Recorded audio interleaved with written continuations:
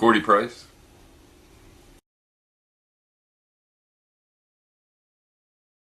Newport News, Virginia.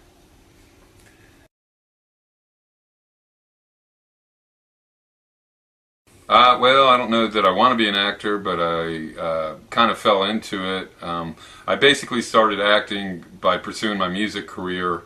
I was in a movie Gold that I kind of fell into back in '06, and I noticed they were shooting a lot of movies in Carolina, Virginia, all over the East Coast.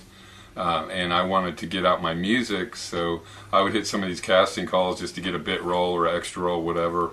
And I'd always make sure that I hit the director up for soundtrack, so I'd pick up a little soundtrack work, hitting some of these movies. Plus, I got acting experience. I fell into a couple of speaking roles, and I found I kind of liked it. In music, you have to memorize your lyrics and plus do a lot of improv, and it's kind of the same thing in acting. You have to memorize your lyrics or your lines or whatever, but you also have to, because sometimes the lines aren't written so good, so you come up with your own ideas on it, and I found out I was pretty good at it, so I've been kind of going after it while I pursue my music at the same time.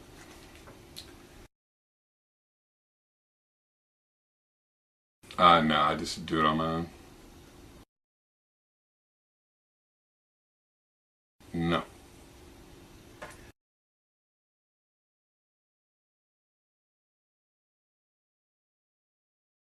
Well, probably the most interesting was the first movie I was ever in.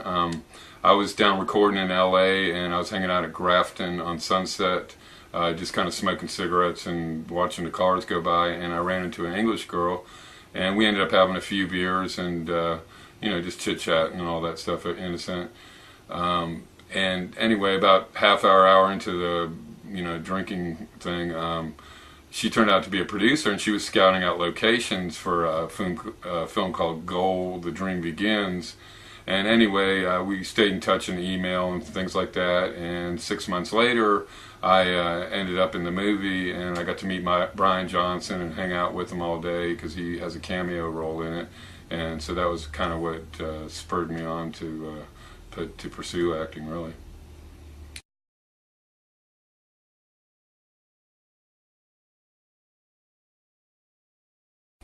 They think I'm crazy, probably. I'm in my 40s, and I have a successful music store, but I moonlight and go out to these shoots and do little roles and things.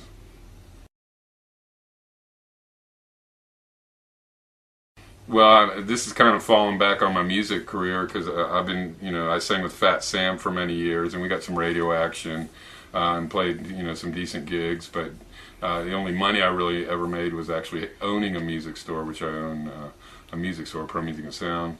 But this kind of is a fallback. It's just a fun thing that I like doing, and it's a challenge.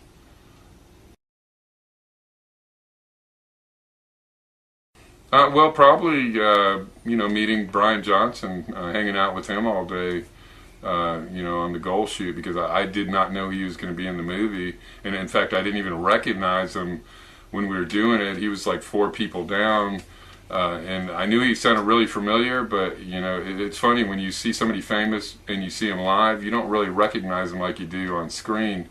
Anyway, it took me till lunch when the producer girl that got me out there in the first place.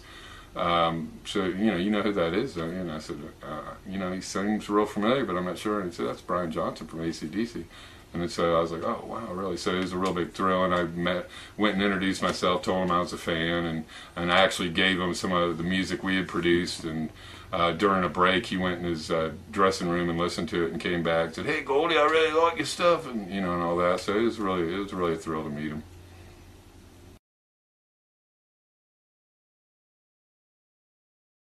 Hopes and dreams. I want to do my 15-minute Al Pacino monologue and do it from memory with no cuts.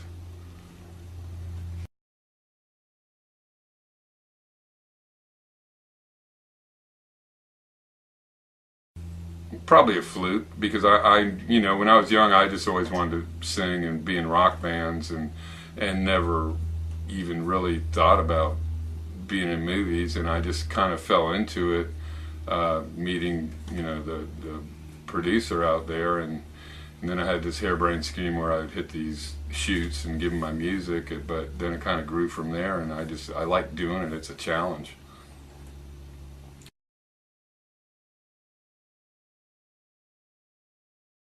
Well, I mean, in anything, in any art endeavor, it's probably yourself, and how much you do, and how much you go for it, you know, and and not maybe wanting it, but not maybe needing it. You know, whenever you do some kind of art endeavor, if you need it too much, you're probably not going to do it. But if you want it, but you live your life a balanced life, and not everything's tunnel vision. You know, you have to make a living, have relationships, do your art, and you got to go for it. But at the same time, you have to have patience and just let it all play out, because you know a lot of it is you going for it, yeah, but a lot of it's luck, and is it in the cards and things like that. And so and that's where I say, you know, if you need it too much, you probably won't get it.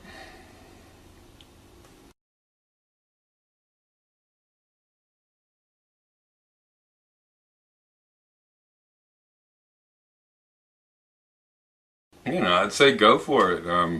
You know, or any art endeavor, music, being a painter, whatever. I mean, you go for it and do it, and that's your passion. But at the same time, you know, life is short, and you know, live your life and have fun. It's not like if you don't do your goal, it's not like you're a big screw up or anything. You know, you just go for it, and if you get it, cool. You know, and there'll be sad, good times, bad times, whatever, doing it. But it's all about the journey getting there. You know, more than actually doing it. But you know, go for it. But you know, if you don't do it, you know, heck with it, man. Find something else.